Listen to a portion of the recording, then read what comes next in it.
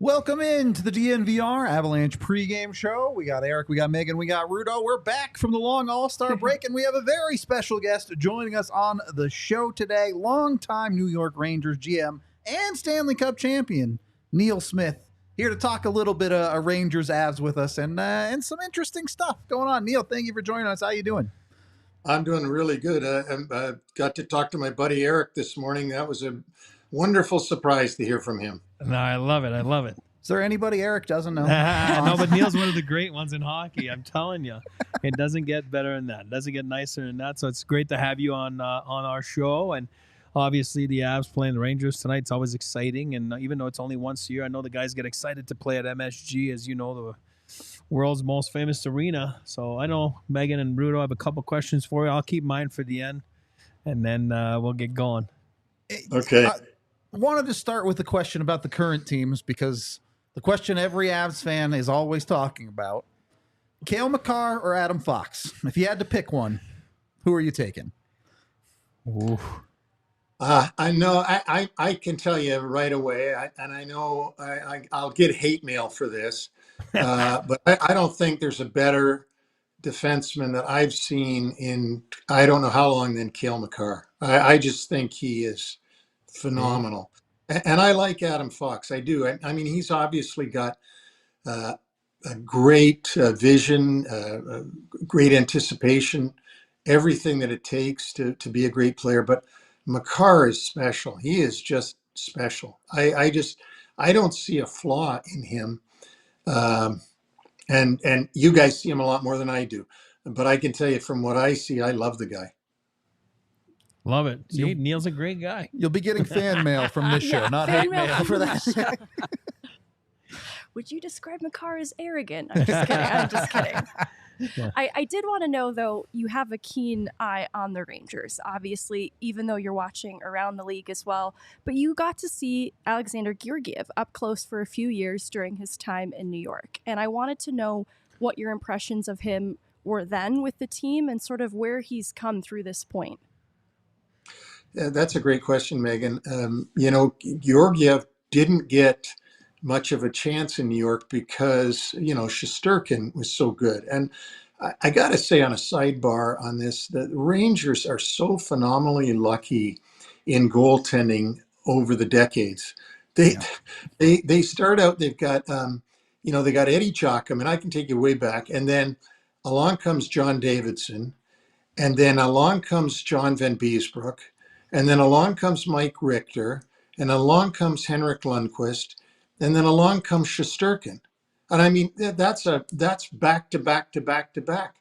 And, some franchises don't have that kind of luck. They just don't end up drafting or, one of those great goaltenders. I think I was thinking about it today with Georgiev. And, the Avs are definitely, in my mind, a Stanley Cup contender without any doubt in my mind. I looked at his numbers today, which are kind of off. For a starter to be under 900 is not good. And I wondered, what's going on there?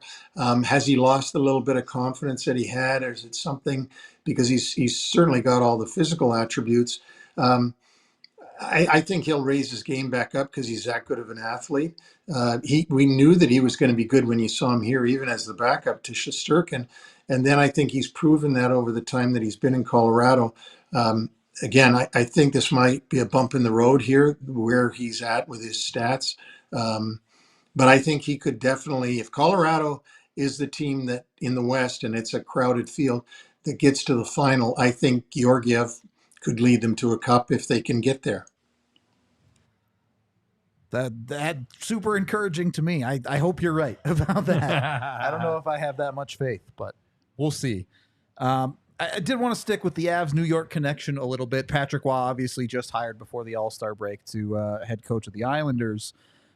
Do you think that's a good fit? Do you think it's going to work for them, or could it be a little bit spicy, as we may have seen with Waha in the past? I don't think that people's personality change unless they have a horribly traumatic incident in their life, and no one ever hopes for that. But people are what they are, and I think Patrick's a fiery guy. I never forget him when he was with Colorado saying. I think it was when it might have been with Montreal, when he said, I can't hear him because I got my Stanley Cup ring. Avs, yeah, Avs. Yeah, that was a beautiful line. I was stunned when Lou Lamoriello hired Patrick Waugh. And why was I stunned? I was stunned because it's like the odd couple. Lou is Eric, well, he's a conservative. He's got to screw in every light bulb. He's got to everything that's going on. He's got rules coming out the wazoo.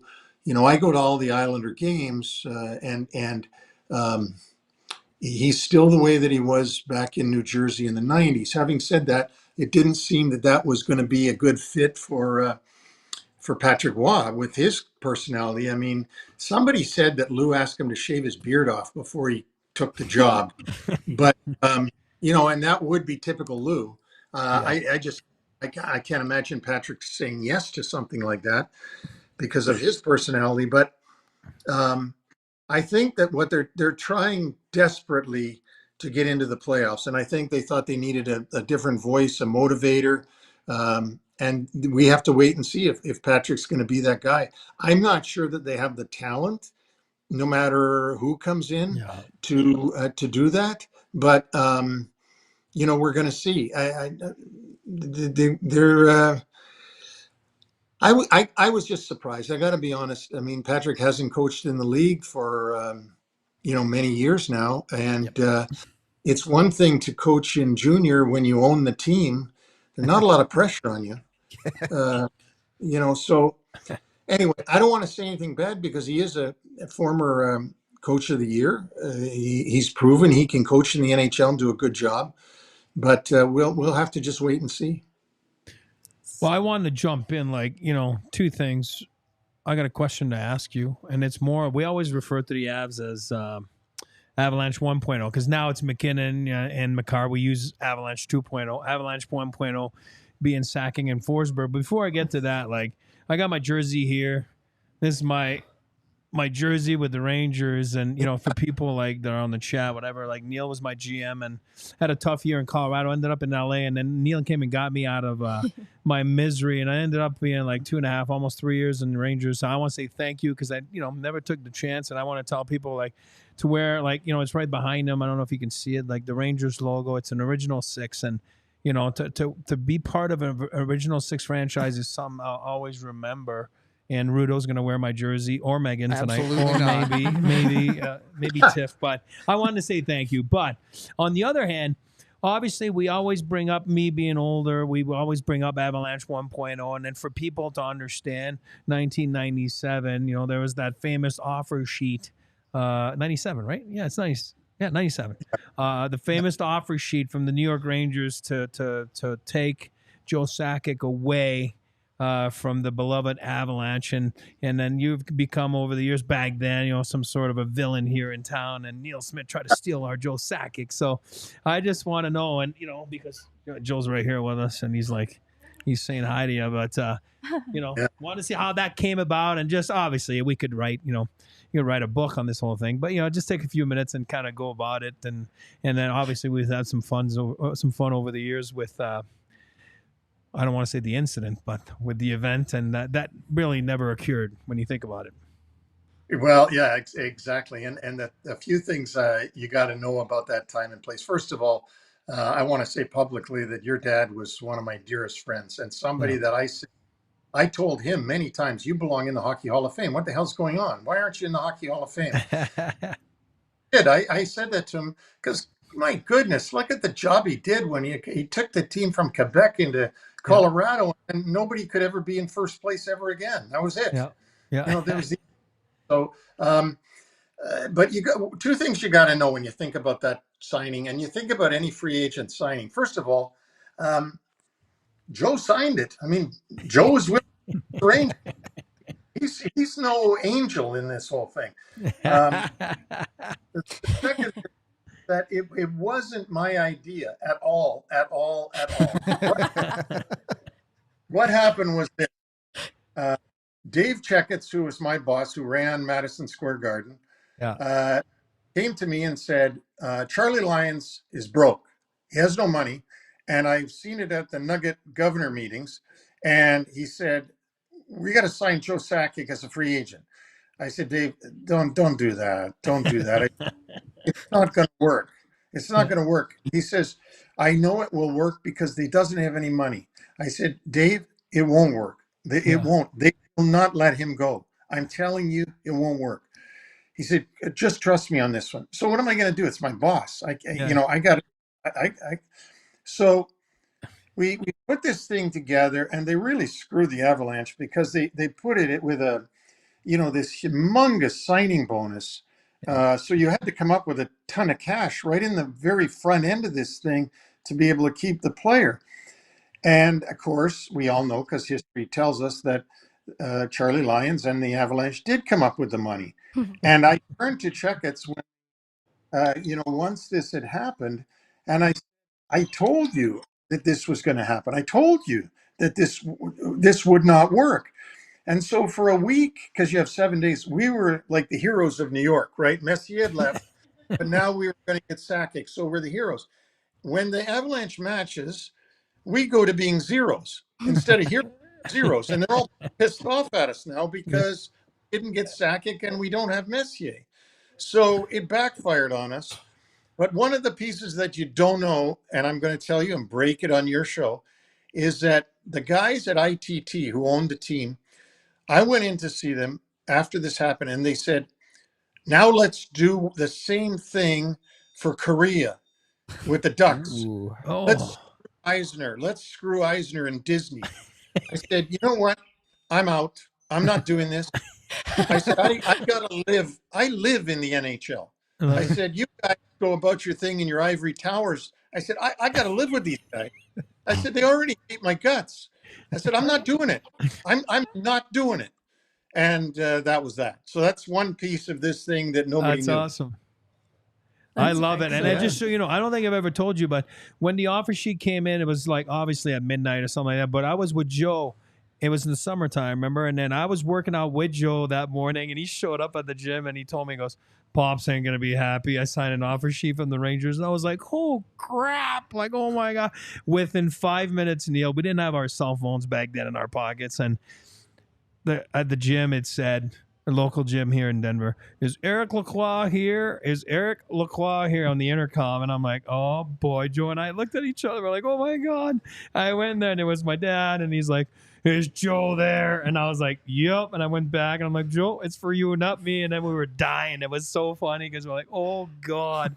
And then he got on the phone with him. I don't know what he said to him. Probably said, we're going to match and whatever it is. But it was funny. I mean, all the Avalanche 1.0 fans remember that story. It was great that you brought it with us here today. So it's awesome. Thank you so much for doing that. And I don't know if you guys are... on the subject of the Islanders that Rudo brought up earlier, it is the debut for Zach Parise in an Avalanche uniform. And I wanted to know, since that's in your wheelhouse, what you've seen of him over the last 2 seasons. And it's kind of 2 parts. Did it surprise you that he considered being done with hockey? And what can the Avs expect in a player like Parise? Well, Megan, that is an excellent question, because I have seen Parise a lot in the last 2 years with the Islanders. And he is shockingly good for his age. He's still playing at a level, not the level that he used to play at. Obviously, nobody can, but he's playing at a level consistently that contributes. He's a consistent contributor. And last year, I think he got, if I'm not mistaken, didn't he get 20 goals last year or close to it? 21, yeah. 21. Yeah. And you didn't know what age he was when you were watching him on the ice. Honestly, you didn't. He competed night after night. I was surprised when the Islanders didn't re-sign him, because he was such a good example to the younger players. I just think they didn't have the money, and their team is old anyway.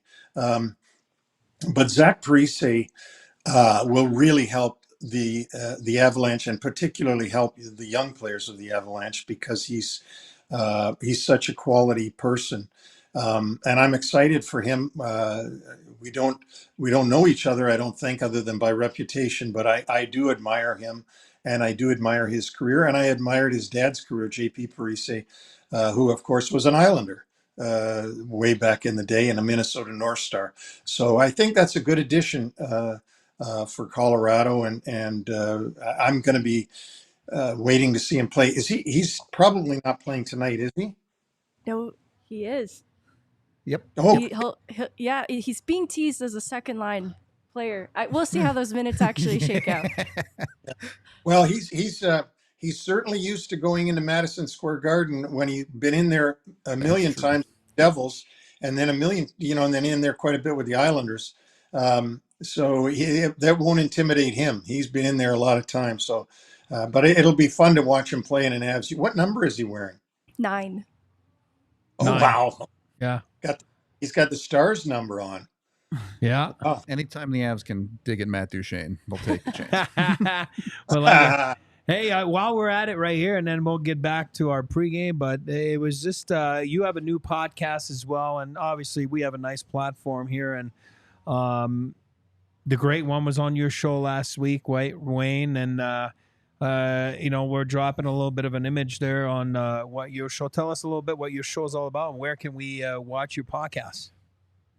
Well, you can watch it on YouTube, and you can listen to it on Spotify and Apple and all the other podcast platforms that are out there. I'm really excited about it. I'm having a lot of fun with it. We've been working on it since May. Vic Morin, who was a producer at ESPN for 35 years, is my partner on it. And what we're trying to do, guys, is we're trying to do today's hockey, and with a little bit of a look back into the past, meaning that knowing where the game came from is important to understanding where it is today, and knowing that something has already been tried 10 years ago and didn't work, or did work, and also, but then talking about how great the game is today, and it's a fun thing. I realize that there's not a lot of GMs out there with podcasts. So, and I've always been a little bit different. Eric knows that. So, to be a GM and do a podcast, it's just fun. I love being on radio, and to me, a podcast is like being on radio. So, it's called NHL Wraparound. You can find it all over the place. And this week, tomorrow, and in fact, it's being dropped, is Craig McTavish. And we talked to him in his 20 years around the Oilers. He coached the Oilers for 8 years. He was GM for 2 years. He played there for a long time. 3-time Stanley Cup winner, with the Rangers, one of them, and then with the Edmonton Oilers. And the last guy in the NHL to not wear a helmet. So our episode is called Hats Off to the Oilers. I love Mac. He was one of my favorites. Man. Good man. Oh, he's just a great guy. And really cerebral, like really a deep thinker. When you ask him questions, his answers are phenomenal. Oh, yeah. So if you can pump my podcast, guys, I'd appreciate anything you can do. All right. Well, thank you for coming on the show, Neil. We appreciate you a ton. Be sure to go check out his podcast when you can. We do have a little bit more pregame rather to cover. So thank you again, Neil. I'm sure we'll talk to you again soon. Thanks, Rev. Thanks, Neil. Hey, buddy. All right, thank you. Eric, let's not beat around the bush here. We gotta go fast. Yeah. 3 keys, speed run edition. We got it. No, we're audio only 3 keys, easy. Audio only 3 keys, and Neil was awesome. He was great. He was awesome. He's Excellent. a good man. That He's was a man. awesome. Love the All right, Korea tonight, tidbit. very simple. We haven't had a lot of hockey, right, Avalanche-wise, so keep it simple early. Have a good warm-up. It sounds stupid what I'm saying, but it's so important. Simple puck management, short shifts are huge, even or better after one period. I think that's a win right there. Obviously, as that to travel a little bit, that's the difference between the Rangers and the Avs. They're at home, so get everyone involved. Number 2, early. Newcomer, Zach's in the lineup. Roll 4, line 6D early in the game. You need some saves. You can't play catch-up tonight. This is not a game you want to play catch-up. 3, start the roadie on the right foot. 6 games on it, 12 nights away from your own bed. Always easier when you win the first one. So those are my 3 keys tonight. Stick to it. Obviously, let's move on to the next phase of our pregame. The next phase is who's going to eat. I think Parise might be in that list. I suspect the guy in net might be in that list. But Megan, do you want to take it first? All right. Georgiev, it's kind of, a nod to the organization that, for all intents and purposes, couldn't give him a starting role because of Shesterkin. It makes total sense, but he needed to move on and take a chance on himself, and he did. In these games, he always seems to get up for them, at least in the short viewing of it we've had so far. So if Georgiev can eat tonight, I think it's good for the Avs. We have to be quick, but I do want to touch on this a little bit more. Bednar did an interview today saying, I don't see any reason why a goalie can't play 65, 70 games a year. Do you think that's the reality Georgiev is staring down right now? They're going to give Justus Sonninen a chance, but it's probably pretty close to that reality. That's a lot of games. That's a lot of games to play. For me, I'm taking Mikko Rantanen, and I will always, always, always take Mikko Rantanen to eat after a long break because that's when the moose shows up. When he hasn't played in 12 days, he'll show up, do some ridiculous stuff, and score 3 points. I don't know how he does it, but he does it every single time. And the Avs are going to need some star power tonight.